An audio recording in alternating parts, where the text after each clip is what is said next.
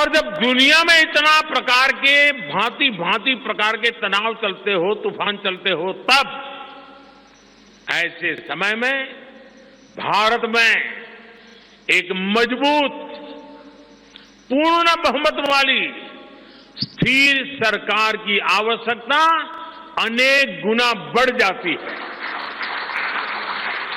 ऐसी सरकार जो देश को आर्थिक रूप से भी समृद्ध बनाए, ऐसी सरकार जो देश को विकसित भारत की तरफ तेज गति से ले जाए, और भाजपा इसके लिए संकल्पबद्ध है।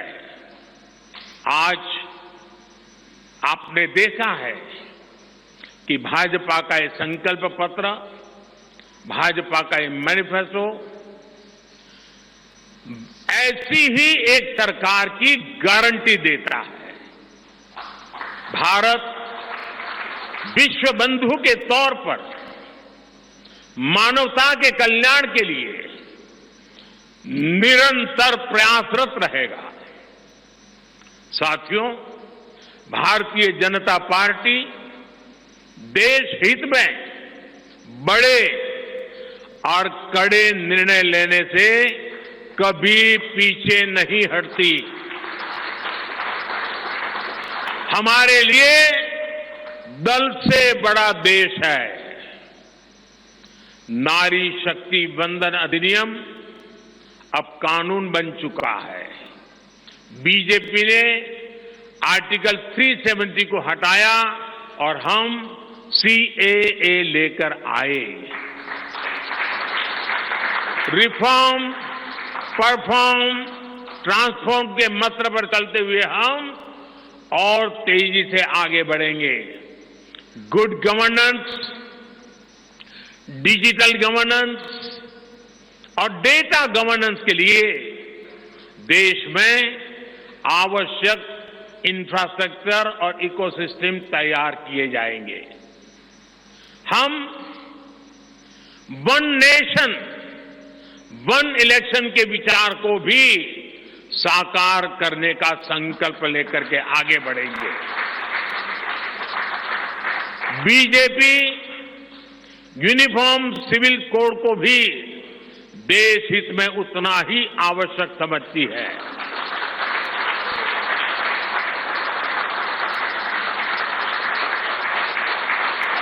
आपने देखा है कि पिछले 10 साल में भ्रष्टाचार पर भाजपा सरकार ने कितनी बड़ी कड़ी कार्रवाई की है। भ्रष्टाचार गरीब का हक छीनता है, मध्यम वर्ग का हक छीनता है। राष्ट्रीय स्तर पर होने वाले हजारों करोड़ के घोटाले अब बंद हुए हैं। अब गरीब को उसका हक मिल रहा है और गरीब को लूटने वाले जेल जा रहे हैं। भ्रष्टाचारियों पर ऐसे ही निरंतर सख्त कार्रवाई होती रहेगी, ये मोदी की गारंटी है।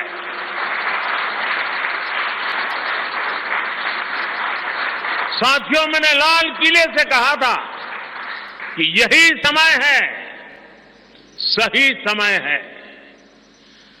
आने वाले 1000 वर्षों के लिए भारत के भविष्य को तय करने वाला ये उत्तम से उत्तम अवसर है, उत्तम से उत्तम समय है।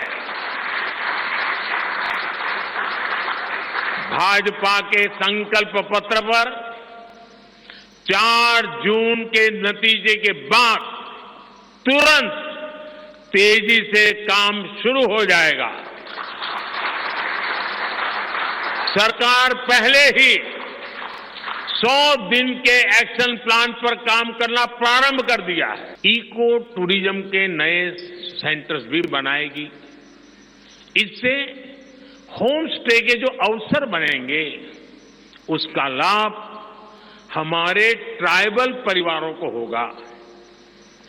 भाजपा सरकार होम स्टे के लिए महिलाओं को विशेष रूप से आर्थिक मदद देने की योजना बनाकर आएगी। साथियों, 21वीं सदी के भारत की बुनियाद भाजपा 3 तरह के इंफ्रास्ट्रक्चर से मजबूत करने जा रही है। पहला है सोशल इंफ्रास्ट्रक्चर, दूसरा है डिजिटल इंफ्रास्ट्रक्चर, तीसरा है फिजिकल इंफ्रास्ट्रक्चर। सोशल इंफ्रास्ट्रक्चर के लिए हम नए नए एजुकेशनल इंस्टीट्यूट खोल रहे हैं, यूनिवर्सिटीज बनवा रहे हैं, मेडिकल कॉलेज बनवा रहे हैं, आयुष्मान आरोग्य मंदिर गांवों में बना रहे हैं। इतना ही नहीं, हमारे जो विशेषकर ट्रक ड्राइवर्स हैं उनके लिए हम हाईवेज के पास उनको सफिशिएंट रेस्ट मिले, एक्सीडेंट कम हो, इसके लिए बहुत बड़े इंफ्रास्ट्रक्चर डेवलप करने जा रहे हैं ताकि ड्राइवर सफर के दरमियान हाईवे पर जो समय उसको स्नान के लिए चाहिए, अन्य सुविधा के लिए चाहिए, रेस्ट करना हो तो उसको मिले।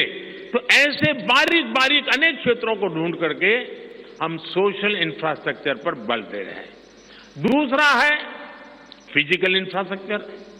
इसलिए हम देश भर में हाईवे, रेलवे, एयरवे, वाटरवे उनको आधुनिक बना रहे हैं। तीसरा है डिजिटल इंफ्रास्ट्रक्चर, और इसलिए हम 5G विस्तार कर रहे हैं, 6G पर काम कर रहे हैं और इंडस्ट्री 4.0 के लिए डिजिटल इंफ्रास्ट्रक्चर ये उसकी बैकबोन होती है।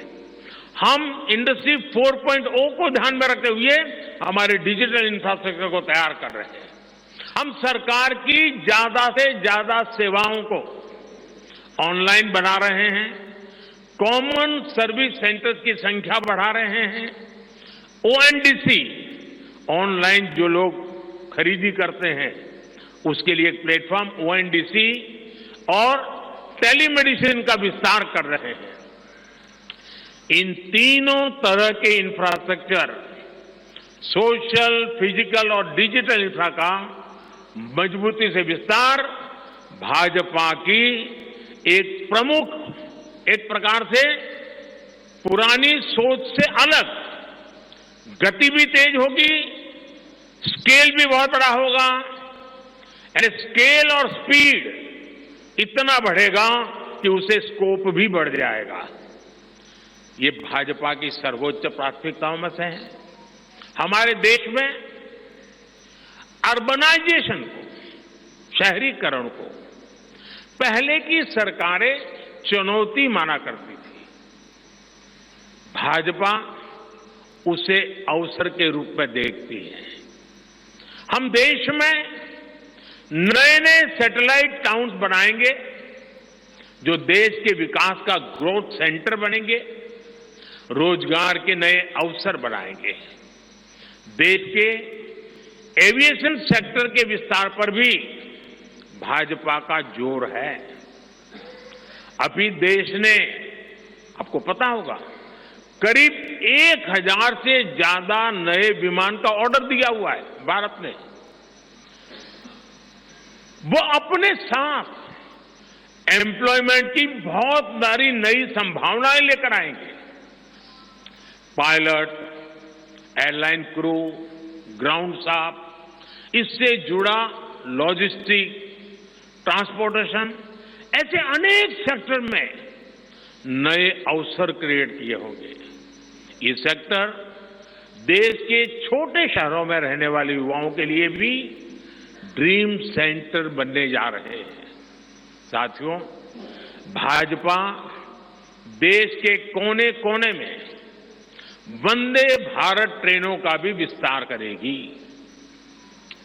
देश में वंदे भारत के 3 मॉडल चला करेंगे। Vande Bharat sleeper, Vande Bharat chair car और वंदे भारत मेट्रो। इस 3 प्रकार से हम इसको करेंगे। उसी प्रकार से एक बहुत महत्वपूर्ण कदम हम उठाने जा रहे हैं आधुनिक भारत की और विकसित भारत की दिशा में जाने के लिए। आज अहमदाबाद मुंबई बुलेट ट्रेन का काम जोरों से चल रहा है और करीब करीब पूर्णता पर पहुंच रहे हैं।